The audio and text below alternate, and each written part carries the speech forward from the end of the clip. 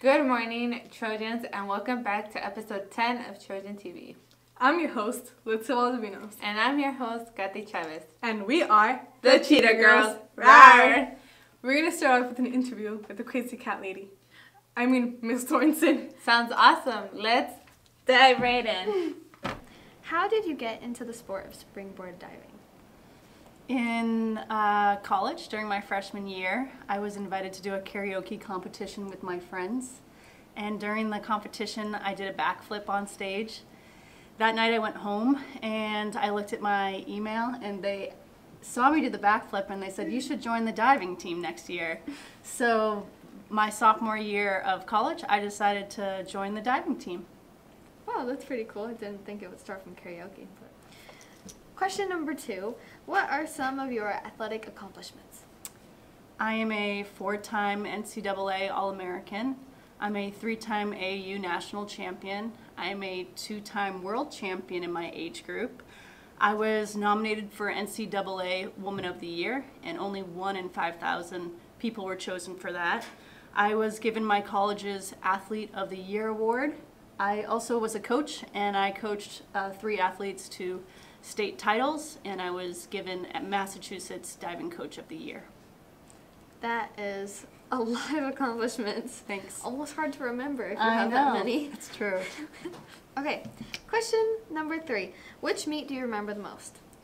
I remember my first AAU Nationals the best. I was around 25 at the time, teaching full-time with a job that I was working at 7 hours a day, still training, and I was competing against high school seniors who were heading off to Division I schools. I was competing against current collegiate athletes and divers who were just returning from senior nationals. So when I watched everyone during prelims, I thought I was just going to be completely embarrassed. I was looking at everyone and saying, they're way above me.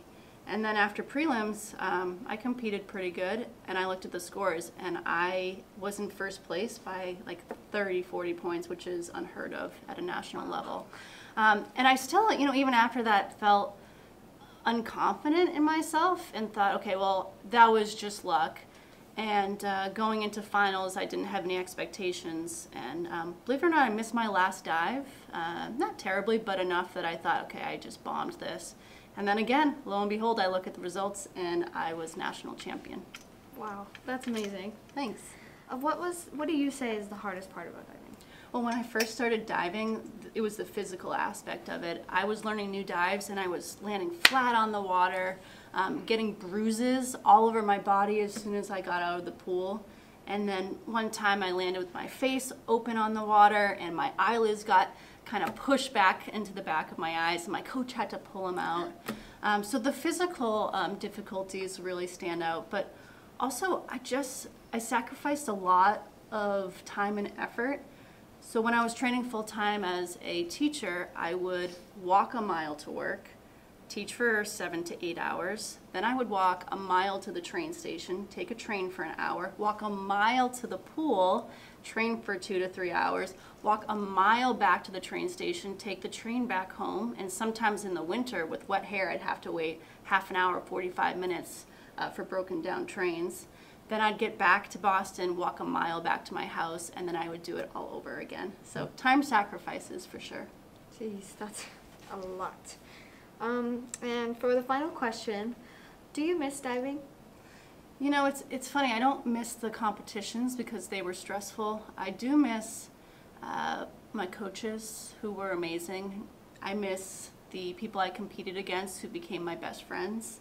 I miss the actual beauty and art of diving. I loved flying through the air, and I miss the working out aspect of it. But honestly, I feel really comfortable closing that chapter of my life and moving here to a really beautiful location, and being in Manson has made that transition really easy for me because I love it here. That's good. Thank you so much for your time, and now back to the studio with our broadcasters. Wow, Miss Sorenson really is a baddie. Speaking of baddies, do you think any middle schoolers are baddies? No way. We're the OG baddies. True, because I've seen their cartwheels and they need a lot of work. Even though they're not as cool as the Cheetah Girls. Rawr! Let's find out a little bit more about them with an interview with Libbey, Ireland. Up to you. Do high schoolers scare you? Only if they're shorter than me. What are some things you've heard about high school teachers? Make you do a lot of work. Who's the best high schooler? My sister, Who's your sister? Devin. What are things you've heard about high school teachers? They yell a lot. How many couples are there in middle school? 2. Who? Wait, I think they separated. Oh, no, really? Young love. Do high schoolers scare you? Why? They're so serious. How many couples are there in middle school?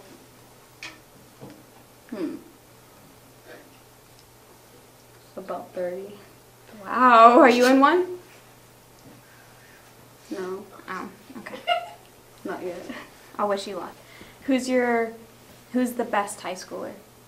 My sister, Who's your sister? Julissa. Are you looking forward to high school? No, Why? too much work. Oh. What artists do middle schoolers listen to? Cardi B and Billie Eilish. Who is the cutest high school girl? I don't know. These are the juicy questions, Rock. Why do you run in the hallways? Get there faster. Who's the best high schooler? My sister. Aww. Why do you run in the halls? Because I want to get to the hub to play Minecraft. Because Cole told me that I could. Okay. Who's the cutest girl in high school? Me. Why do you run in the hallways? You guys don't run in the hallways? No. We're sophisticated. Why do you run in the hallways? I thought everyone else ran in the hallways. What's your favorite subject? Math? What's your favorite subject? Math. What's your favorite subject? Math. Why? Because it's the only one that I'm good at. What's your favorite subject? Math. Everyone likes math. What do you want to do when you grow up?